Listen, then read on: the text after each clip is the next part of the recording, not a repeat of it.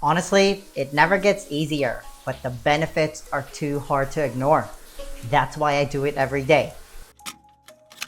Taking cold showers have become more mainstream over the past few years, but there's nothing really new about it. In fact, cold therapy has been practiced for thousands of years, dating at least as far back as the Roman times. But ever since the invention of the water heater in the 1800s, especially in our ultra-convenient modern times, cold showers have kind of become a forgotten practice, and that's a problem. Bring up the topic of taking cold showers to the average person, and they'll immediately ask, why on earth would you do that to yourself? But by the end of this video, the question you're going to be asking yourself is, why wouldn't you take cold showers? The good thing is today's science is finally shining the spotlight on it once again. The data is compelling to say the least. For starters, researchers have found that cold exposure can get the body to burn more fat, it could strengthen the immune system and circulation, it speeds up metabolism and helps reduce inflammation. It's also linked to improved quality of sleep and better focus. It almost sounds too good to be true. I mean, there isn't a single pill on the market that could get you those benefits. Now, let's give credit where credit is due. One of the biggest reasons why cold showers have become mainstream again is because of one Dutchman who goes by the name of Wim Hof. Wim Hof is nicknamed the Iceman, and he holds 21 Guinness World Records. For starters, he climbed Mount Everest in shorts.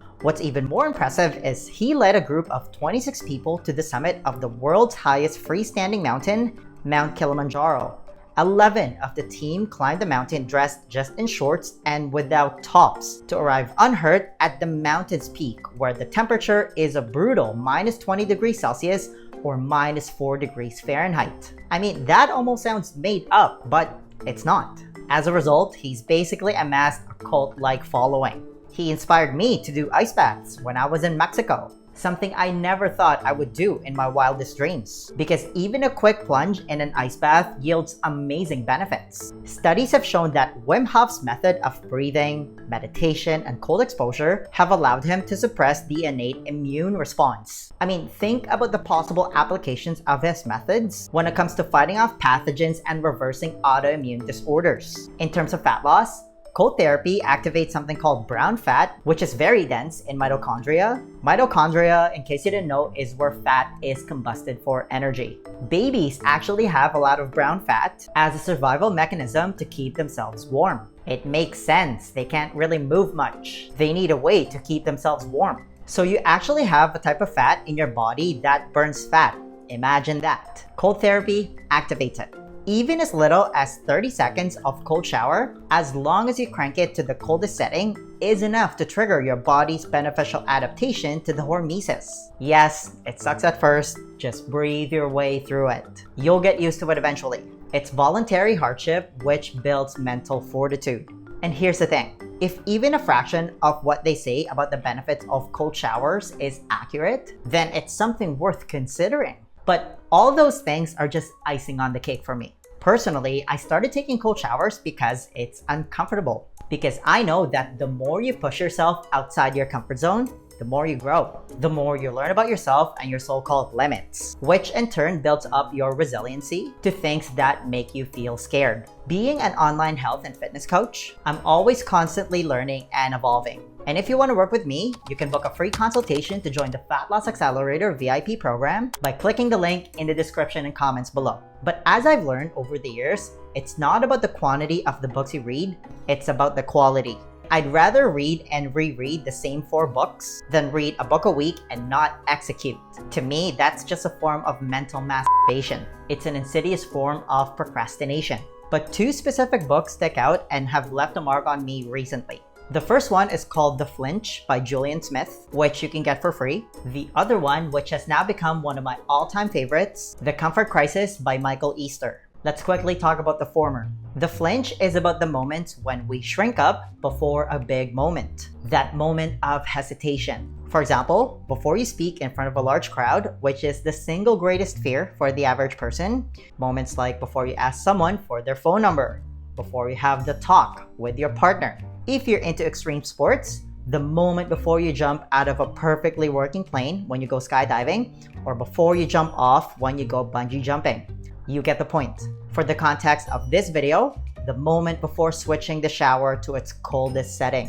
Either you shrink in the moment and stay in your comfort zone. The problem is nothing ever grows in your comfort zone. Or you push through the flinch, step outside your comfort zone, and open yourself up to all possibilities, to all the best things life has to offer. Here's a great line from the flinch. Want a real visceral example of what the flinch feels like?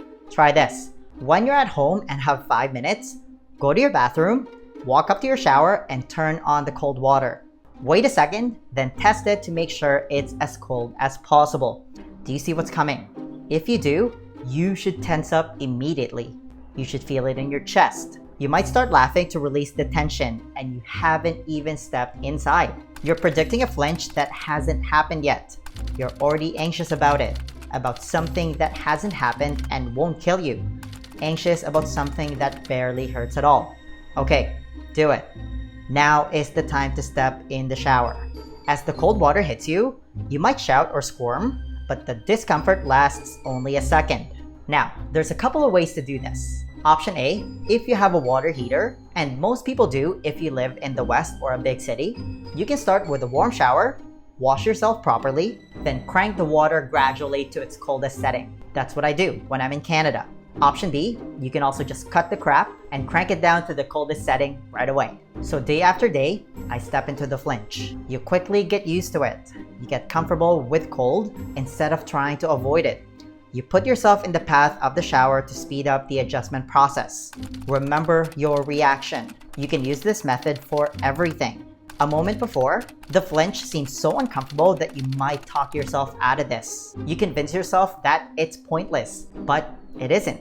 It's training. You need to build the habit of seeing the flinch and going forward, not rationalizing your fear and stepping away. You're basically cultivating resilience by using temperature, which triggers this crossover effect. There's something called cross-adaptation that happens in your body. By building physical resilience, you promote psychological grit. Through evolution, your body is always telling you, be safe. It's a survival adaptation because our ancestors had to face real life or death situations every day. But if you go to the far end of safety and comfort, it slowly shrinks your proverbial life circle, which is totally fine if you just want to have an okay life with an okay job, an okay relationship, and so on. But if you want to have a fulfilling life, instead of just merely existing, you want to progressively increase your life circle. You achieve that by doing uncomfortable things. You purposely put yourself in uncomfortable situations. Make yourself harder to kill.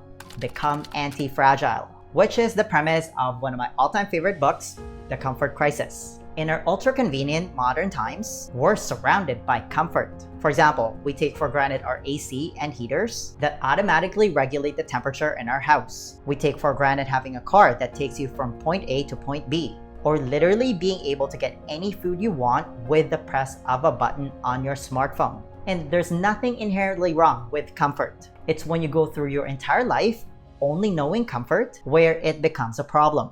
As you can see, it's not about the cold shower. It never was. It was just a metaphor for life. It's a metaphor for building up resiliency. It's about getting in the habit of intentionally doing something hard. Exercise is another great example. It's not easy. It's voluntary hardship at its finest. Because when you do hard things, the other side is always better. It opens up all possibilities. In doing so, the next flinch is going to be easier because of you doing this one. So a simple practice like taking a cold shower every day can build up your resiliency for when things actually go wrong. That is how you become anti-fragile. Imagine a perfect storm where your water heater breaks and you have no choice but to take cold shower for a few days. When you're forced into doing it, because it's extremely foreign to your comfortable day-to-day life, your mind perceives the cold shower as basically life or death. It treats it as an all-out attack on your well-being. You might as well be drowning in a frozen lake for all intents and purposes. But when you intentionally jump into a cold shower every day, as shocking as it can be to your system, something magically shifts in your head and you no longer view it as pain. So by putting ourselves through voluntary hardship by taking cold showers, we can simulate what it would be like to lose our current comforts. We realize that it's actually not life or death, like what our brains would make it out to be. life actually wouldn't be so bad without it. So when you're faced with catastrophic and possibly life-altering scenarios, like losing your job or your long-term relationship ending, you know that even in those scenarios, which we might consider worst case, aren't really that bad after all. The biggest takeaway here is you have complete agency over your own mind, body, and health. It starts by doing the simple act of taking a cold shower every day. Remember, your best biological self is only gonna come out once you leave your comfort zone, once you push through the flinch. The cold is your friend. A cold shower a day keeps the doctor away. Now, if you enjoyed this video, then you don't want to ignore this one. I'll see you there.